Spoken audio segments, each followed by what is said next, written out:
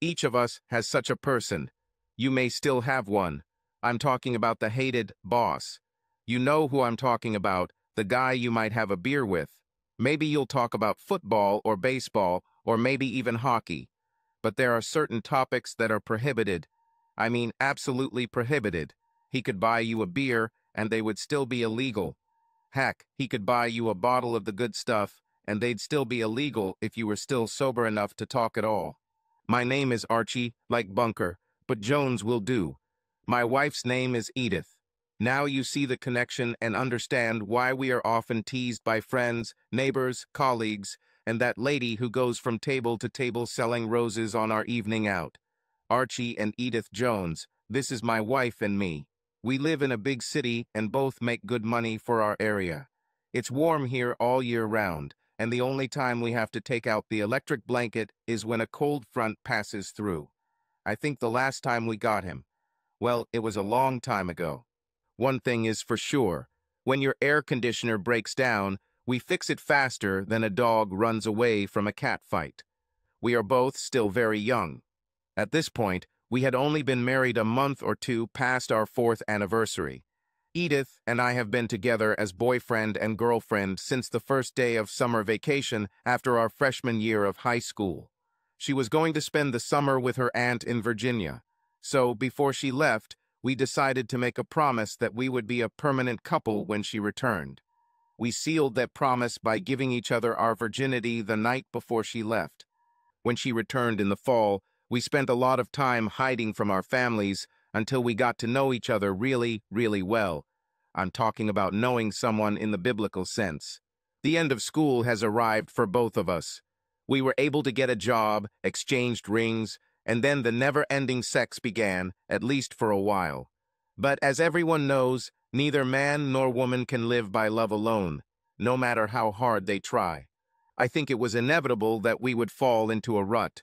After all, we had been together for what seemed like a lifetime. Only a few years have passed. For young people like us, a lifetime can be crammed into a month without mom's cooking. We gave each other our virginity, and to be honest, we had never tried with another sexual partner. At least I haven't tried it. I couldn't speak for Edith. She was my first love, and I was hers. That's what I thought, but now I realized that my ideal life was just a fantasy. The day the wheels fell off the bus was an unforgettable day. My wife Edith and I have just finished dancing. You know this dance. The one where she tells me I need to lose a few pounds, and I just keep going. Well, I enjoyed the feeling of her body hugging me. Since we both work, we don't always have time or the mood for what we just finished. The afterglow of that moment flew out the window when she said, "You know what your boss told me today?" "No, honey. What did my boss say to you today?" I said the words loud enough for her to hear. Please remember, I was busy absorbing the fluids of our love. She didn't even slow down. Just as boldly as in the bronze, she announced, "He said if I sleep with him, he'll give you a promotion and a raise." I sat up so fast that I must have scared her because her knee went up like a Saturn rocket. Regardless of the culprit, there was a lot of screaming, swearing, and tears. It poured out of me in the first 3 seconds. Afterwards, I looked up at my wife's stunned face. I hit my head on the nightstand, bounced off the dresser, knocked over a lamp, which hit me right in the middle of my forehead. That's when the pain hit the middle of my back, and I think I blacked out. Let's not kid ourselves. I know I blacked out. That's the only explanation for why I woke up with some dude in an angel costume shining a bright light in my eyes. There was a lot of noise. Someone shouted, "He's coming to his senses." More angels appeared, more bright lights, and I was convinced. I died and went to heaven, and all these angels threw me a party because I made the cut. Then I realized that it was Tai-O, not Tai-O-O. One of them meant that I was alive, and the other meant that I was in heaven. My wife's proposal statement from my boss was still bouncing off the walls of my brain as my mind began to come back into focus. There were tubes protruding from my body as if I was the center of the universe. The first real words I could understand were, "Calm down." There she was. When this angel entered the room, it was like the parting of the Red Sea. Everyone stepped aside as she strode with her confidence. She had headphones on and kept talking and giving orders left and right. She held my hands, checked my beautiful blue eyes, squeezed my fingers. She threw back the blankets, and I felt her gentle and almost exciting touch on my thigh. She came to the foot of my bed and gave me more orders, and I complied with each request to the fullest. Now that I knew that these were not angels at all, but a bunch of nurses and a lot of aspiring doctors, I was able to relax.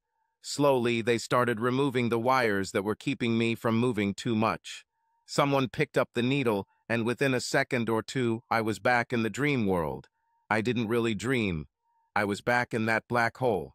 But it was a very soft hole, and one of those that I liked. When I regained consciousness, I was watching TV. Angels came in and out of my world. But according to TV, I was a butterfly for about 2 days when I asked about my wife. Very professionally, they said they told her. What's going on here? I've been watching cartoons on TV for the past 2 days and still haven't seen my wife.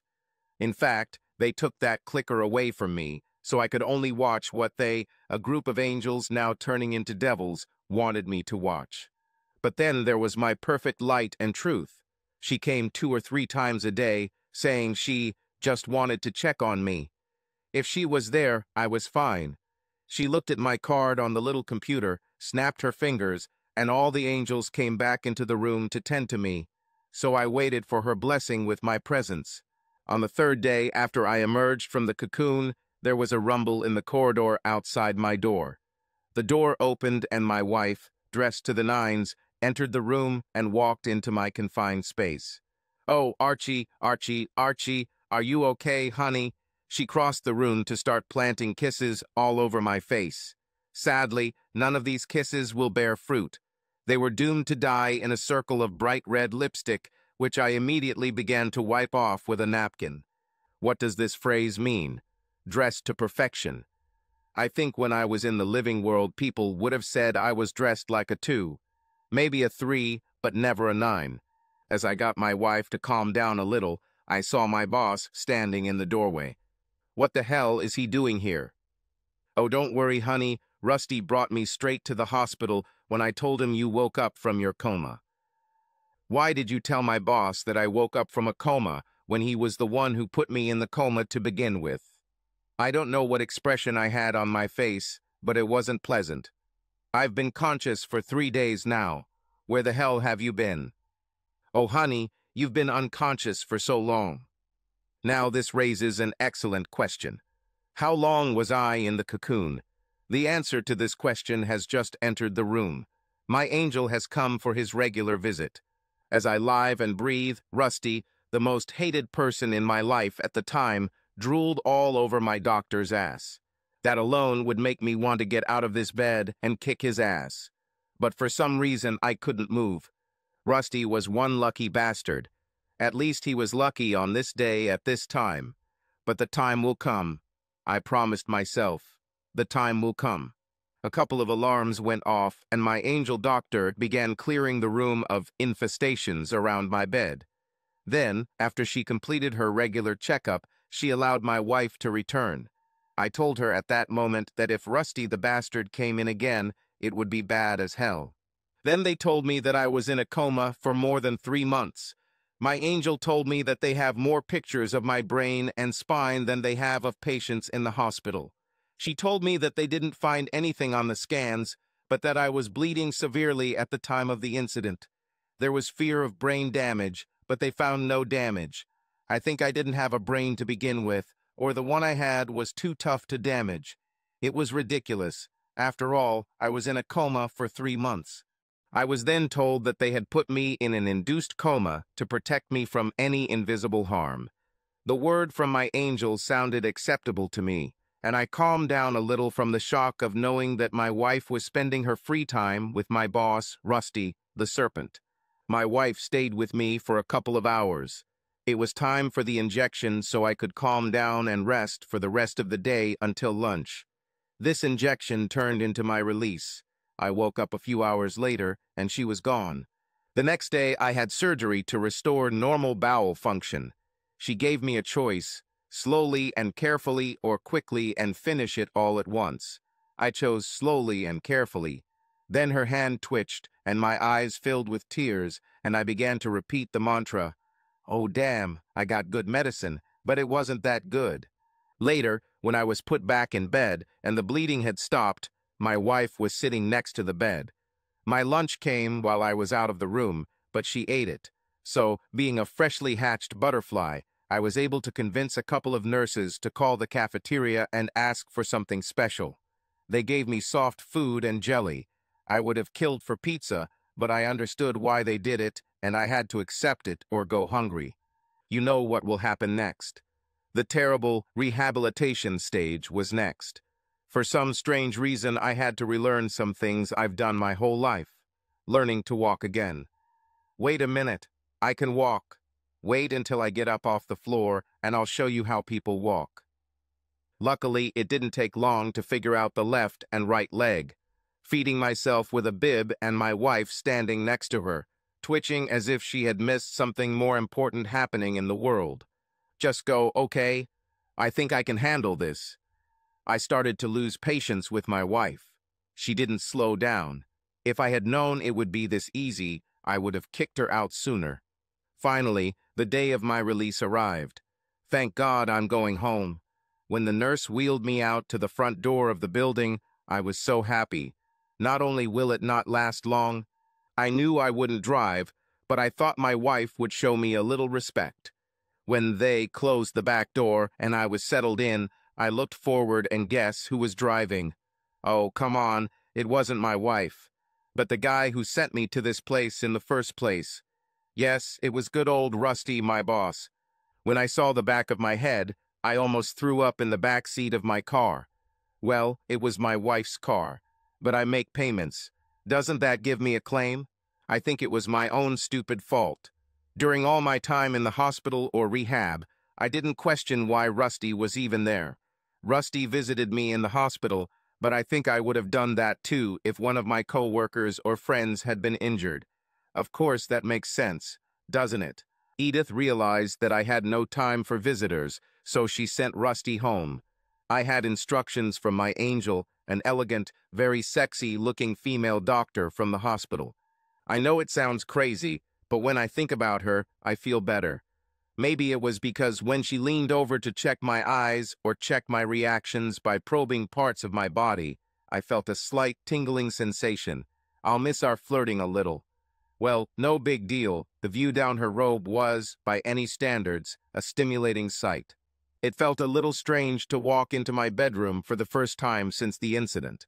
I was tired, so I welcomed the feeling of non-hospital sheets and the lack of that aroma that lets you know you're not in heaven. Unfortunately, it's been so long since I was last in bed that I've even forgotten what it's supposed to smell like. Strange, I thought. This isn't something my wife puts in the dryer to make everything smell fresh. Okay, I'm tired. I need to rest. When my strength was restored after a short sleep, I went to the kitchen, following the delicious smell of the promised home-cooked meal.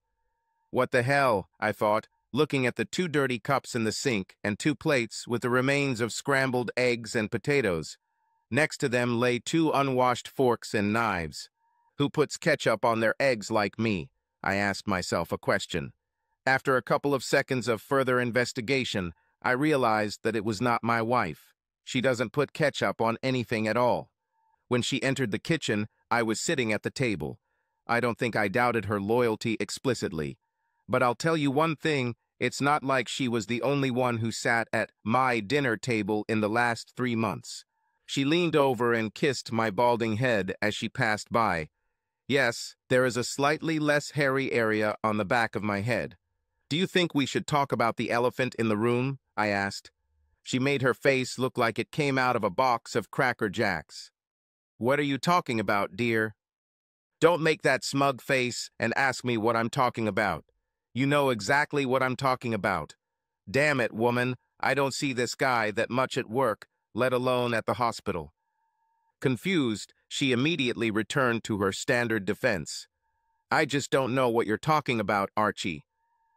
I'm talking about Rusty, the man who offered to give me a raise if you slept with him. This guy, Remember him? I swear to all that is holy.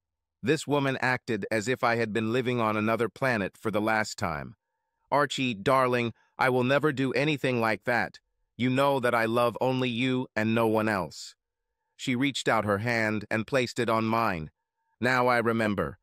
Things were starting to become a little clearer. What do you remember, dear? She asked, clearly hoping that I would forget the question. I remember the smell on my pillow when I was resting during the day. I stopped and looked around as if I had just thought of something important. It's the same cologne that Rusty bathes in after his shower. It's so strong that his office stinks of it at work.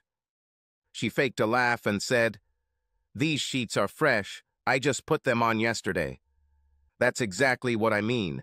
Rusty slept in my bed last night, making love to my woman, taking advantage of my absence. Suddenly, I stood up. I was furious. I screamed, and with my blood ready to boil from my body, I felt weak. Slowly, and as calmly as possible, I sat back down. My eyes were drilling holes into my wife. I don't need to hear some bullshit about how he helped change the sheets, or how he painted the ceiling, or how he helped you check the mattress to see if it was firm enough. I need to know what the hell is going on. Edith began to cry. She covered her face with her hands and began to repeat the phrase over and over again. "Forgive me. Please forgive me." I had to wait a few moments for my mind to catch up with my body. When this happened, my thoughts were all over the place. It was difficult to understand what I had just heard. Constant sobs and pleas for forgiveness. What will this story be about? Finally, I pulled myself together, and the first thing I did was try to calm Edith down to the point where I could at least understand the one word she was trying to say. She was crying and trying to speak at the same time, and it was just a stream of words that didn't mean anything. Even if someone tied everything together, it would force the programmer to scratch his head. So I had to wait until she calmed down enough to understand what she was trying to say. I lost my job. She finally managed to choke out between sobs. "Okay, you lost your job. When did this happen?" I asked. "A week before our accident." Here comes my blood pressure again. "You lost your job and didn't feel the need to tell me." "I came to your factory and Rusty was there." "You told my boss you lost your job before you told me?" That's 10 more points to my blood pressure. Well, he was so understanding and everything. Yes, he understood his situation to such an extent that he ended up in my bed. Now I was close to fainting from the pressure on my chest. But when you went to the hospital, he kept you on the payroll and gave you a promotion to boot. "Jesus Christ, woman," I practically shouted. "So you've been giving away your benefits ever since I went to the hospital?" "Well," she stopped. "Actually, it was a few days before we had the accident." "You mean you already slept with him before you told me about his proposal?" My whole body was ready to explode with rage. I stopped only for a moment to catch my breath. "Well, I have news for you, and for him, and for the whole damn world. You can all kiss my ass."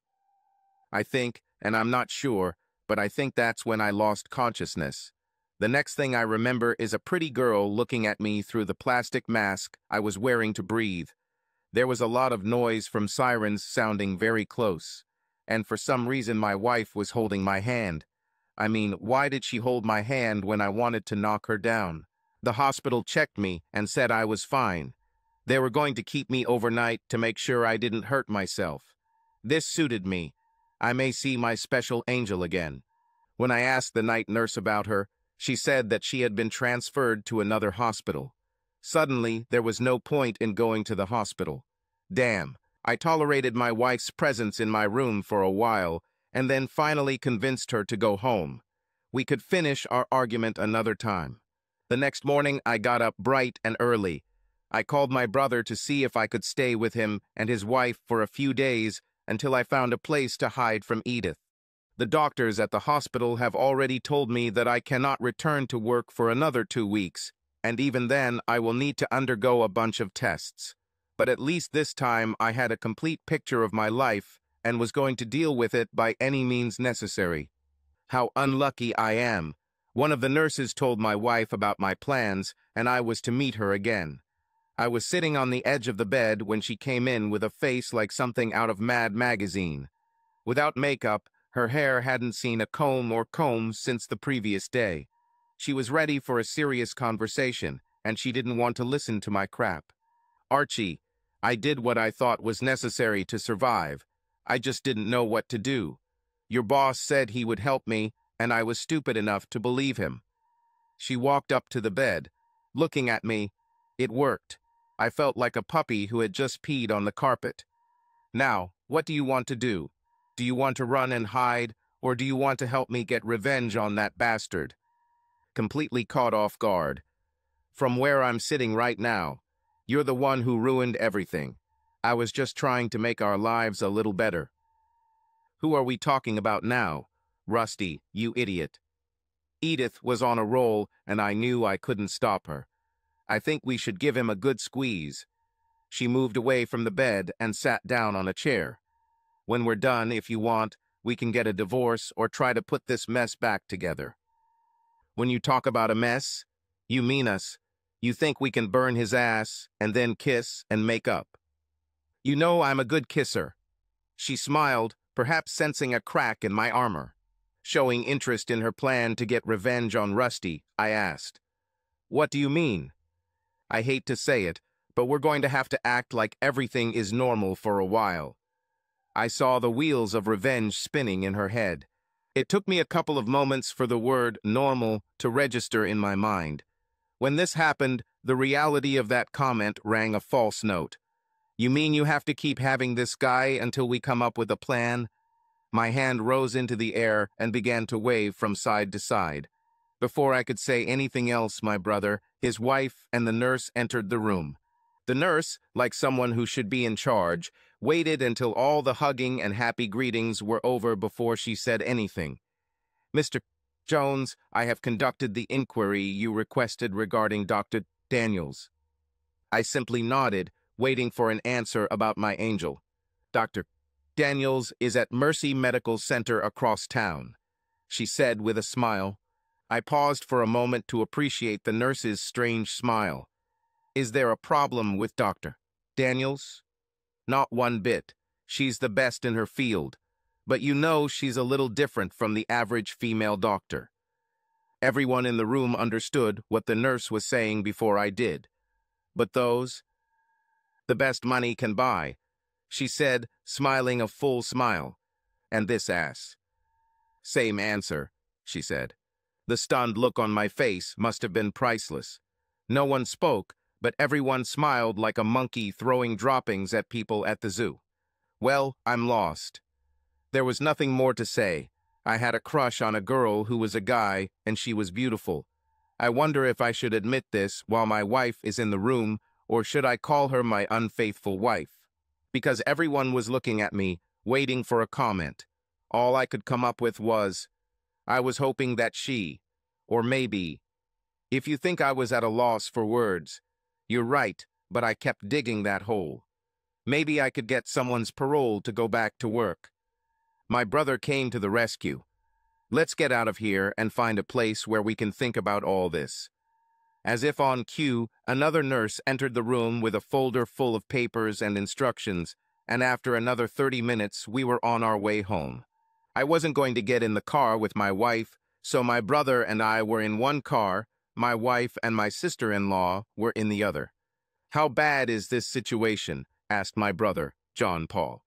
Without turning my face away from the window to look at him, I said, "This is really bad." "What happened? Did you catch Edith cheating or something?" When I turned to look at him, I saw all the unanswered questions on his face. "Taking care of me and Edith. I think it's, or something like that. I didn't catch her cheating. She decided to confess." "How does this even work?" he asked. Turning all my attention to my brother, I told him the story as I knew it at the time, and it wasn't that much, as I had spent most of the last time in a coma. She lost her job and somehow confessed it to Rusty, my boss. This is exactly what he needed.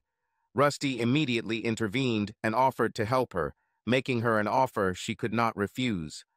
I turned away. and she didn't refuse. So what are you going to do? My marriage is a bunch of crap, so I think I'll go out on the market again and see if I can find anyone looking for the same thing as me. JP chuckled. And what is it? Brother, when I figure this out, I promise you'll be the second one to find out. We laughed just as JP turned his truck towards his house. When the engine stopped and he took out the key, he looked at me and said, "Do me one favor. Don't put it off until later. You and Edith need to sit down and decide what you're going to do. Then we can do whatever you decide with Rusty." He paused for a moment, then with the most serious face I've ever seen on a brother. "This is going to be tough, probably harder on you than you think, but don't drag it down thinking you still have a chance to get over it. I can see right now, I don't think either of you have the strength to fight for what you had." I didn't think I could answer now, but he was right. There was no point in putting it off and letting her think that there might be a chance, or something close to a possibility, that we could continue to live the lie. It sounded strange in my mind, knowing that she had confessed her sins and I was willing to hide my private thoughts. That's when Edith and my sister-in-law, Pam, walked into the room. Before anyone could speak, John told his wife that Edith and I needed a few minutes alone. Pam knew why we needed time alone just by the look on her husband's face. Edith and I went down to the basement and I heard her full story. When I began to insist, it turned out that Rusty was not the first. He was something like the third or fourth. She said those were the shifts I worked. She couldn't help but feel lonely or confused by the signals she was receiving from other men. I explained to her as best I could that all men are dogs, and so am I. Then I admitted that I had feelings for my special doctor at the hospital. It was at that moment that I saw that she accepted the fact that nothing would work out for us. When I asked her why it took 3 days to come to the hospital when I came out of the coma, she said she wouldn't lie to me anymore. She was in Las Vegas with Rusty, and he didn't want to come home, and neither did she. So all this crying and asking for forgiveness was just a ploy to get on my good side. "Archie," she said in all seriousness, "you were unconscious for 3 months, and by then I thought I was in love with Rusty. So you just stayed with him instead of coming to me." Tears began to form in her eyes. "Yes, actually, I was sure that Rusty and I would end up together." "What changed your mind?" I also began to feel the weight of my feelings. She took the time to lean back in her chair and look around the room as if the answer was written on a sign hanging on the wall. Shaking my head. "Rusty was in the shower in our hotel room in Vegas and his phone rang. It was his ex-wife. I told her he was in the shower. Instead of screaming and cursing, she calmed down and told me what I was getting into with Rusty. I hung up, and when Rusty got out of the shower, I told him that his ex called and she wanted to know when he was going to pay off his child support. That's when her expression changed from confident to hateful. That same day, I received a call from the district clinic informing me that I had gonorrhea for the second time. I missed her comment about gonorrhea. "I didn't know he had kids," I said, laughing quietly to myself. "I didn't know either. I didn't even know he was married. He has 3 kids, and he gets to spend 1 weekend a month with them." Shaking a finger, as if pointing at me. "I dated him, no matter how long, and I've never seen those kids yet. I don't know how old they are, or if they're boys or girls. All I know is that he's a terrible person to his children. What does this say about him as a person? And don't forget, he gave you gonorrhea twice." I know she saw me smile. I just knew it. "Then why did you stay with him?" "If I tell you, you'll get upset. You'll start screaming again, and then you'll end up back in the hospital. You know one of us will file for divorce after we get our revenge on Rusty," I said, pointing out the obvious. "Knowing what I know now, I don't think you can surprise me, so we better be honest with each other." This was the first time since this all started that I wasn't furious. I could look into her eyes and see that she was no longer the same woman I carried across the threshold 4 short years ago. We talked about kids, a house in the suburbs, and maybe a little travel. But this shouldn't have happened. With a serious expression on her face, she began to free her soul from pain. "Remember when you accepted the job on the rotation team at the plant?" Of course I remember. We talked about this before I applied. I was due for a pay raise, which would have taken a lot of the financial pressure off of us. Yes, but we didn't take into account that I would be alone. With our work, we were like ships passing each other in the night. When you worked the evening shift, we could only communicate through sticky notes on the refrigerator. The night shifts seemed endless, and when we both had days off, you did household chores that you couldn't do at other times. Tears began to appear in her eyes. But probably the worst thing was when we were only together for your long weekend. It was crazy. 1 day off every 4 weeks. It was a disaster from the start. Suddenly, I felt more relaxed, realizing the reality of the end of my marriage. I realized that she was right. She cheated, but I was the one who pushed her into unbearable loneliness. Perhaps we should both accept responsibility. Have you ever told me about what bothers you? No, you didn't say a word. I was unhappy too, but all you had to do was open your mouth and tell me. Did I love her enough to fight for us? We were married for a little over 4 years. We both admitted that we were probably too young to get married. At that time, we both wanted to escape from our families. Both of us were not raised in the best families.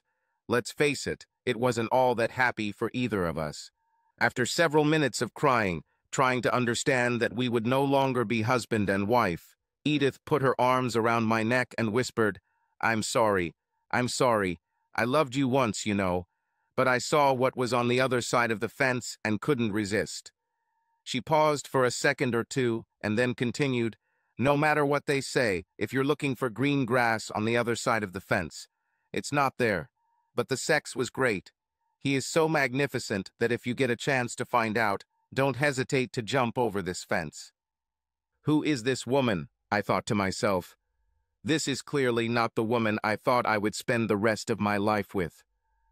We continued talking for over an hour. I knew it was a waste of time. Finally, when she realized that I was not interested in either the excuses or the details of her infidelities, she agreed that we should join the others. I should probably just wash away all the memories of those few incredible, eye-opening hours I spent listening to Edith talk about her sexual exploits. My nightmares were filled with visions of her resisting our neighbor Bobby Johnson for 2 whole seconds before dragging his ass into our bed. Of course, there was also the story about her in the back seat of her boss's car. Then the big confession about how she started an affair with my boss. It was not at all like what she told me before. She went after him herself. She seduced him at a company picnic a full year before she told me about his offer of sex for a promotion. If she hadn't been fired from corporate HR for giving sexual favors to employees, she would still have a job. But no, not her. She had to fall in love with my boss, Rusty. And then she finds out that that good guy, Rusty, is the biggest bastard in the Northern Hemisphere. At least that's what she says. When we entered the living room, all I saw were a few empty beer bottles and 2 very impatient people. "So, have you guys decided on this revenge so we can move on and call it a night?" My brother was the first to ask. "How the hell do you expect us to solve this? We don't even know this guy." That's when my future ex-wife took the initiative and told everyone everything she knew about Rusty and what we were facing. I added what I knew, and when it was all said and done, no one really knew the bastard any better than before. Everyone drank another beer and agreed to meet in a week. In the meantime, I'll be staying with John Paul and his wife. As for Edith, I didn't care. I waited until next week to call a lawyer for divorce advice. I found his name and number at the bus stop. He handled divorces at what seemed to me a reasonable price. Of course, by this time, I would have paid any money to get rid of Edith. The next morning, I called Edith to let her know what I had done about the divorce, and she said she would agree to whatever I thought was fair. Look who's talking about justice. I was determined that what goes around comes around. I was going to get this son of a bitch. The evening of our next meeting looked as if nothing would work out. We each had a whole week to figure out what we thought would be the best way to get revenge and break Rusty.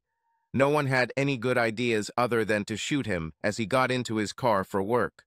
We could make it look like a gang fight. The vote for this idea was 3-1. Edith was the only one who thought it was a good idea. Another round of beer, and I commented on how he was looking at my dear angel's ass in the hospital. I saw the lights go on, but I didn't understand what my comment had to do with Rusty's revenge.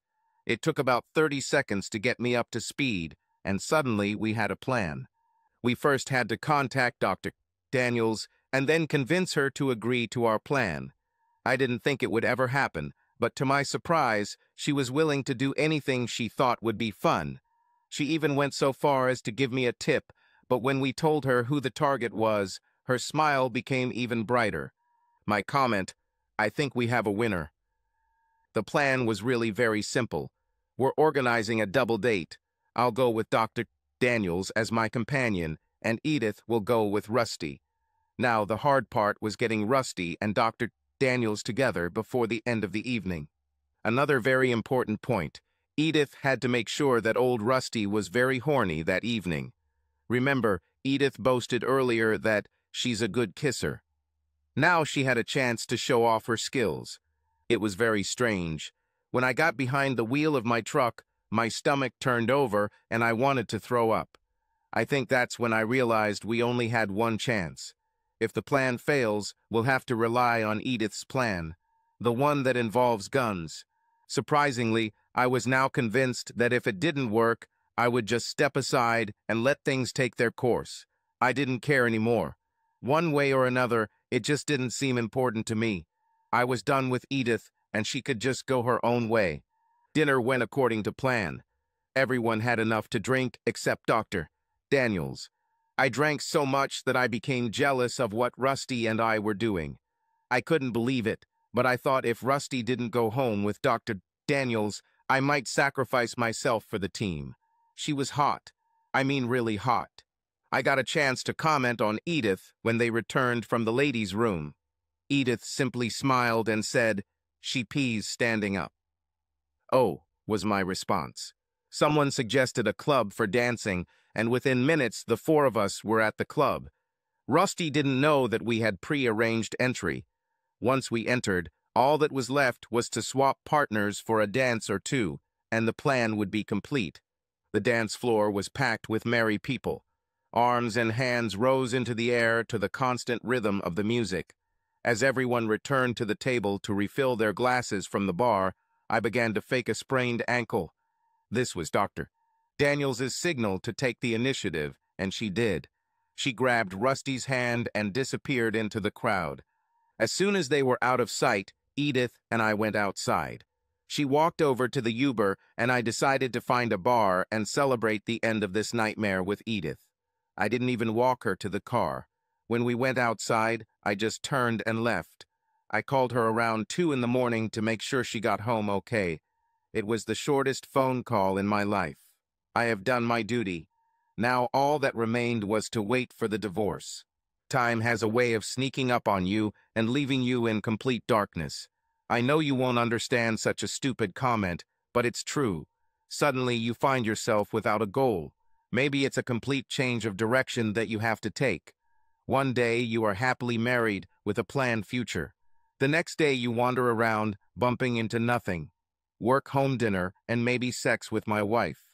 At least once a week, you discuss when you think you will be ready to start a family. All these ordinary things make up life, and suddenly reality intervenes and takes it all away. I lived with my brother and his wife until I started drooling over the pictures in one of my sister-in-law's fashion magazines. This was the last straw. I found an apartment and moved in with one bed and a few towels. The first week I ate at Max's house, or at the corner bar. The bar gained my attention more and more, and then one evening, unexpectedly, I felt someone tap me on the shoulder. When I turned around to see this brazen intruder, the greatest surprise awaited me. "It's you," I exclaimed with excited surprise. The girl from the ambulance. Oddly enough, in the haze of alcohol, I remembered this face looking at me through a stupid plastic mask. I remembered all the right questions she asked in those circumstances. My most vivid memory of this meeting was the softness of her voice and the beauty of her face looking at me. Luckily, it was a face I remembered fondly. I can see from your empty ring finger that you got rid of the problem you had. Yes, I guess you can say that I got rid of my problem. I reached out to shake her hand. My name is Archie. Yes, I remember. I'm Jane, Jane Willow. I smiled. Now I could finally connect the name with the face that popped up in my memory from time to time. What brings you to such a place on Friday night? Well, she looked around. I was supposed to meet my boyfriend here. I don't think he will come. I'm lucky, I guess. Can I be your entertainment for this evening? I raised my hand to call the bartender for another drink, and she put her hand on mine. I don't drink, she said. I don't date drunks. That's why I'm just waiting for my boyfriend.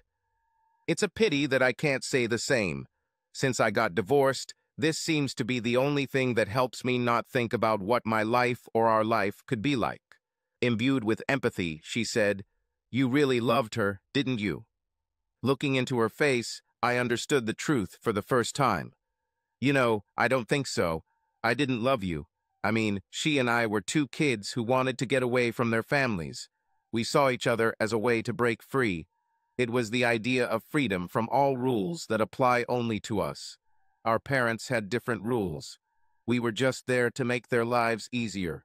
Suddenly surprised by my frankness, I said, "Remember, never let me get drunk. I was just making an observation." A little embarrassed, I replied, "I'm sorry, but when you said that about my love for Edith, everything finally fell into place. I mean the reality of the whole situation." I paused to push my drink away. "Thank you for being here, and thank you for helping me realize that my marriage was just an excuse. An excuse to feel like an adult when both of us, Edith and I, were not ready for any kind of commitment. I think you're too hard on yourself. Your marriage was not an excuse or whatever you call it. You were simply too young to make such a commitment." A large group of loud men made the noise in the bar almost unbearable. I had to scream to make my new friend hear me, and she would just shake her head at all the noise. "Do you think your boyfriend will come?" I asked when another loud scream came from a group of men. "At the moment, I don't care. Do you want to find a quieter place?" The expression on her face was almost a plea for someone. Anyone to take her away from this noise. I suggested my favorite place to eat in the area, McDonald's. She shook her head, and we walked outside, enjoying the unexpected silence. The evening air gently blew across my face as we walked the short distance to Mac's house. But as soon as we emerged from the shelter of the buildings, I could smell the refreshing aroma of her perfume. It was a nice distraction from the usual smells of the street. To keep the conversation going, I asked, "Did you say you were married?" "Yes, once, 1,000,000 years ago. I must admit, it was not the happiest time in my life." "And are you divorced now?" "Yes, and as you said, you are also divorced," she answered. I stopped in the middle of the street and gently put my hand on her arm to let her know that I wanted to stop. I looked her in the eyes and said, "Let me understand. You are an amazingly beautiful woman. You have curves that most women don't have, and you were left at a bar you never go to because you don't drink." She smiled widely. "And I go to fast food to talk about things that have nothing to do with anything else." She paused. "And what's most interesting, a man I met only once is leading me there." "Well, how does this fit into your perverted mind?" "Well, I want you to know that I'm going to school, and I'm determined to become a millionaire someday." She almost laughed, but then stopped. "I hope you make it. I hope you get that degree and turn it into $1,000,000. There was a pause for both of us. "You will be a nice millionaire, and I will be able to say that I once knew you." It was sort of the end of the conversation, but I was determined to get through to this woman, no matter the cost. We found an empty table and enjoyed each other's company for a couple of hours when she decided it was time to leave. She called an Uber, and when she got out to leave, I climbed into the car with her. "What do you think you're doing?" she asked. "I hope you don't think I'm just going to let you ride off into the sunset or the moon garden or whatever is going on." I need to know where to pick you up for our next date, I said. The driver also added his 2 cents into the conversation. But the noise quickly died down when she said everything was fine. She handed him the card, and within a second or two, we were off. What was on the card? I asked. My address. He needs to know where he's taking me. A big smile appeared on her face. If you had asked for my address, you would have received a card too. We both started laughing. Is your phone number on this card? She took another one out of her purse and scribbled a number on the back. There. Now you have everything you need. As she got out of the car at her house, she turned and said, If you don't call, I won't lose sleep. When Uber dropped me off at my house, the first thing I did was call the number on the back of the card. She didn't answer. She gave me the number for the prayer service over the phone. I went to bed and slept for about 30 minutes the entire night. Not putting up with her dirty trick, I stood at her door at 6 in the morning the next day. I pressed the doorbell and waited for her to answer. She seemed to fiddle around forever, but when she finally opened the door, I asked her if she had given me the wrong number by accident or if she was trying to convert me. Laughter came from the speaker when she said she wasn't wearing clothes. At this moment, my mind began to work at full capacity. I'm not here to see you dressed. Then what do you need at such an early hour? I paused for just a second. Coffee would be nice. We'll have to drink tea. There was a slight laugh in her voice. I live in number 3 at the end of the corridor on the 2nd floor. The door buzzed and I went inside. I walked up 1 floor and began to wonder if this was the best way to make an impression. I knocked on the door 3 times. There was no expected pause. Door opened. She didn't look around the corner. The door swung wide open. In front of me stood a beautiful blonde with disheveled hair in a nightgown that barely covered her hips. I think my surprise was greater than hers. Judging by the way I was greeted, she was not surprised at all. You didn't call. She smiled, then laughed, stepping back from the door to let me in. Oh God, I thought, where has this goddess been all my life? Standing straight and tall was the sexiest woman I've ever seen. Her blonde hair was pulled back, as if she was trying to comb it with her fingers. She was wearing an old white t-shirt that came down to her knees. The fabric was old and worn, very thin. To my eyes, she might as well be naked. She spoke first. I thought you would call. You know it was the wrong number. Yes, and I'm glad to say that you are the first man to solve this code. She took my hand and led me away from the front door. Code to get into my panties. I stuttered. But you're not wearing panties. There's no need to waste time. Besides, you forgot to kiss me goodnight yesterday. It's not because I didn't want to. At that moment, she hugged me. The first kiss was gentle and inviting. The second kiss was filled with passion and desire. By the time the hour was up, she had not once said that I needed to lose a few pounds. Her lips knew ways to love a man that I had never experienced. Fortunately or unfortunately, depending on how you look at things, life has not been a bed of roses. Jane and I spent a very happy weekend together. I stayed for incredible sex, plus she had furniture in the apartment, and I only had a bed, a few towels, and a huge TV. I knew Jane was 6 years older than me, but I was happy to be the one who made her happy at night. At least I thought I was making her happy. She came home on a Tuesday evening a week after I invaded her life. That's when a big surprise awaited me. She went into the bedroom, took a shower, and came out, dressed to the nines. Her makeup was perfect. She looked like she was planning on having a good time. You told me we were going somewhere and I just missed it? I asked, admiring the beauty in front of me. You're not going anywhere. I'm going. This completely confused me. I don't understand. I thought we were so good for each other. That's what we are. She looked at her watch. I think now is the time to explain this to you. She put her purse on the table and sat down on the seat opposite me. I tried to tell you from the very beginning that I wasn't going to be fenced in like some cattle or a slave at the stove. A few years ago, my husband decided to cheat on me. He didn't just cheat. He bragged about it to his friends. I did everything possible to save our marriage. We went to consultations and did everything that was required in such cases. It didn't work because he kept seeing this woman of his, and I got tired of it. I divorced him. She stood up from her seat and took a bottle of cold water from the refrigerator. He was having fun to the fullest, and I sat at home and twirled my fingers. I interrupted her to ask, "What did you do?" There was one girl in my paramedic class who was in the same situation. She told me to forget about that bastard and find a new man, so I started on one of the dating sites. I switched from my phone to my computer, where I found a lot of men looking for sex. That's how I started dating. The more I dated, the more I wanted to date. Then I realized that deep down I am an easily accessible girl. I joined a group of people passionate about this lifestyle who get together and have fun. I don't mean having fun like kids do. I mean old-fashioned sexual fun. And it's fun. I date a lot, but I never go out with someone from work or someone I don't have chemistry with. You're still here because I like you, and if I ever decide to have offense again, you could be that man. But you'll have to accept me for who I am, not some wet dream you might have.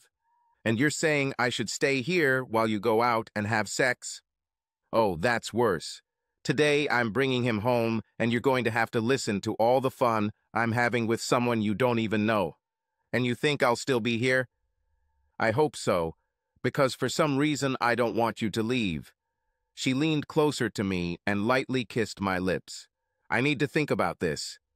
It was my turn to kiss her, but I wasn't sure if it would be the last time. I kissed her tenderly and stepped aside. As I watched her walk away to the car, I felt my stomach twist with disbelief and disappointment. But when it was all said and done, I didn't think I could leave. I waited 2 or 3 hours before I changed my mind a second time and decided I couldn't stay. I was writing a note to Jane at her desk when I heard the front door close. Hoping against hope that she was alone, there was the distinct voice of another man. I looked into the corridor and saw Jane and her companion for the night embracing in a passionate kiss. The next moment I found myself in the guest bedroom, listening to the sounds of their lovemaking in the same bed we shared. But it was obvious that she had no place in my life, just as I had no place in hers. I lay on the bed and listened to the sounds. When I heard the door close, I knew it was time for me to leave too. As I reached for the door, I heard Jane calling me. "Don't you dare leave," Jane chided. "If you can handle my lifestyle and learn to enjoy it as much as I do, then we can have a relationship. If not, I'm sorry, then just leave." It took me a second to make a decision.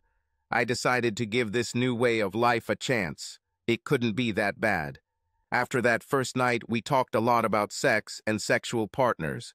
Without thinking twice, it began to seem like a discussion about buying a new coffee maker.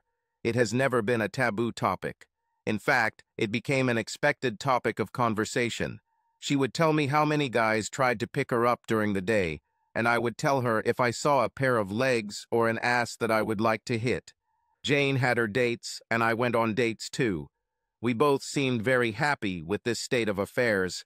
Oh, sometimes I was jealous, but mostly it was part of the game.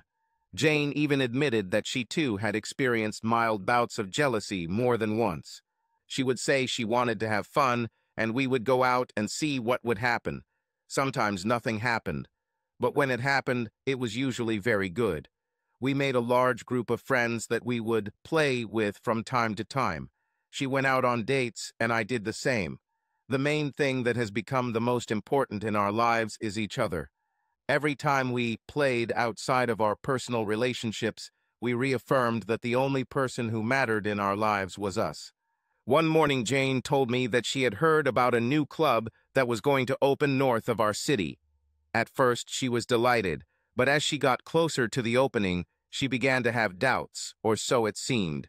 "If you have any doubts about this new club, we just won't go," I said, watching her pull the new dress over her head.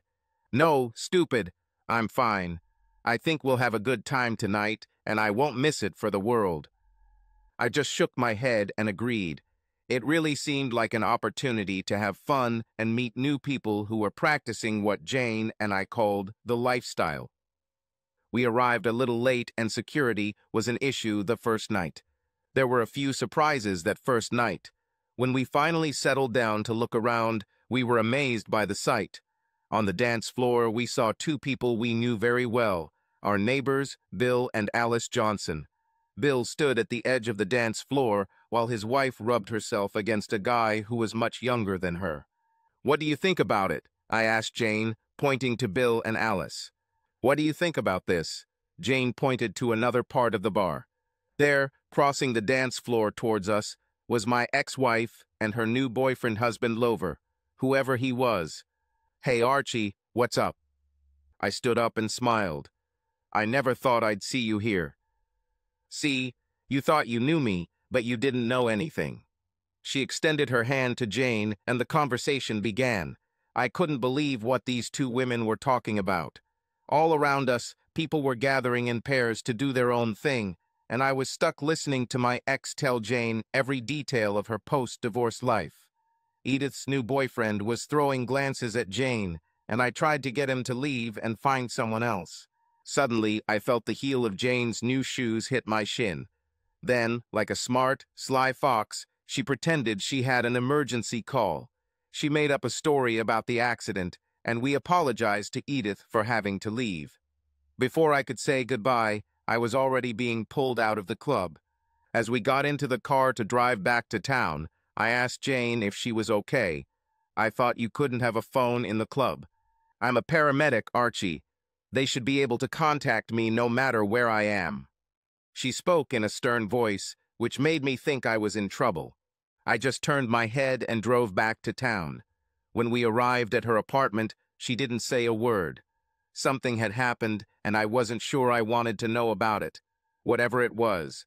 When we walked inside, I was expecting a storm to break out when Jane looked at me very seriously. "Archie, I need to know. Do you love me?" I was taken aback by her question. "Of course I love you. Why do you ask? I tell you every day that I love you." "I know you couldn't hear everything Edith said, but tomorrow you and I will get married." She was crying now. "I never thought I would say this to any man, but you are the one who loves me, understands me, and will always protect me. So, if you don't mind, will you marry me?" I noticed something new on Jane's face. For the first time, I noticed peace, calm, comfort on the face of the woman I had just agreed to propose to. I wanted to see this look on this face in my life for the rest of my days. You would think that this would be the end of all our pranks. Oh, my friend, this is just the beginning. Jane and I got married and are still as happy as pigs in mud. We have no children, pets, or plans for this. We're still playing. In case you're wondering, she's currently on a date with a guy who complimented her while she was buying ice cream. I can't wait for her to come home and tell me about all her adventures today. As for things like restrictions, they still exist. You've heard the old saying, "Don't crap where you eat." It's still relevant. Yes, I received my diploma, but we are still a little short of the first million. But we are working on it. By the way, Rusty and Dr. Daniels are now married. Rusty sorted out child support, and everyone wonders who is in charge in their relationship. My guess is Dr. Daniels. It doesn't matter except to Dr. Daniels and Rusty, but it's a good way to start a conversation.